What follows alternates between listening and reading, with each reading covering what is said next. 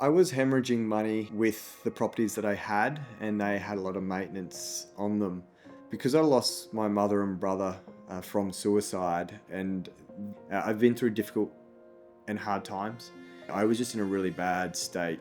And that was when we met Graham on stage, when Graham come out, and I was like, this guy, like, this is the guy that I need to see. He didn't even do a sales pitch or anything. The crowd went wild when they understood it, and I was that guy of, hey, who has credit cards? And I was like, yeah. He's like, who has offsets? And they're great. He's like, cash is king. And I was like, yes, cash is king. He's like, bullshit. Cash is trash. And I was like, that is wrong. That is wrong. That is wrong. He's like, and if you do this, and I was like, look at all this money we've found, Shanai. I was like, oh my God, if we put it against this property, we found over $240,000 that was just across so many accounts doing nothing. So in that moment for me, that it was such a psychological change. I was like, here's this guy who is the blueprint of financial literacy to help mum and dad, help the average Joe use their money for purpose and make a dollar along the way. If we want to stop hemorrhaging money and tighten up those leaky buckets and get out of the situation that specifically I was in, but we were in together, we need to do this. This is our ability to put us on a journey and get us to a next level where we see a positive future and we can make something for ourselves. I think because too, when you grow up, you're taught to trust the banks because they've got your money. So you've got to trust them, right? And one of the first or second sentence that Graham was like, fuck the banks. And I was like, okay, I'm listening. Yeah, the big plaster FTB, it was just like, He's like, who can put a finger up for us? Give us a finger. Fuck the banks. I was like, yeah. Like, I can get behind that. Yeah. He's just pulled the curtain back on this corruption. I'm like, let's get behind that. Let's make a difference. Yeah. People say money can't buy happiness, but I think poverty can't buy anything. And I look at it and go, that's probably the wrong phrase to put at. There's some things money can't buy. So money can buy you opportunity. It can buy you quality of life. It can give you the opportunity to change your situation and better your life. There's circumstances we can't change. Like, I can't buy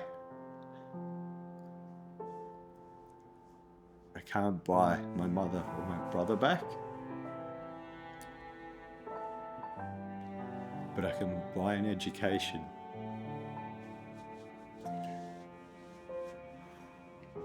I can buy an education that can give me the opportunity to change others' lives. And so that's what I look at. And for me, that's where the value of a dollar comes in.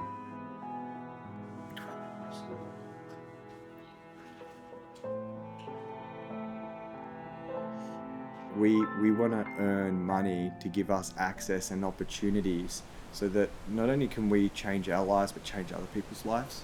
We want to earn enough that we can give back tenfold. We do what we can now, we stick to the budget, but we also have sponsored children with the Smiths family. With everything that we've learnt now with financial literacy and how to actually allocate every dollar to a purpose, that has been a game changer. To see your money working for you now, not working against you, it's phenomenal. When we go do things together, when we go on walks or go on a run, we never have that financial stress. We never have arguments over money. We actually are usually like, hey, have you seen this? Have you seen the account? Did you realize that the bills have come out and like the account still went up? So yeah, we get excited by that feeling. And that has been a key change from Infinity, that we get excited about money. I think a big change too, obviously before Infinity, we had separate finances, separate accounts. So we've joined all of our bank accounts now, so everything we do is together.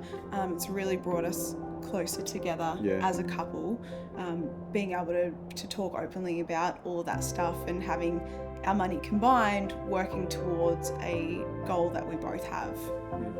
So before Infinity, when I'd gone to the banks and then said no, that was maybe 6 to 8 months before Infinity and our first REM. And so we sat down at our first REM one-on-one meeting with our team, and they're like, oh, so we've got these 2 properties for you guys. Like, this is where they are. They gave us all the details and stuff. And I was like, 2? I was like, okay. sweet. Like I couldn't even get half of one before. Yeah. So, obviously doing it, a tent. doing it together.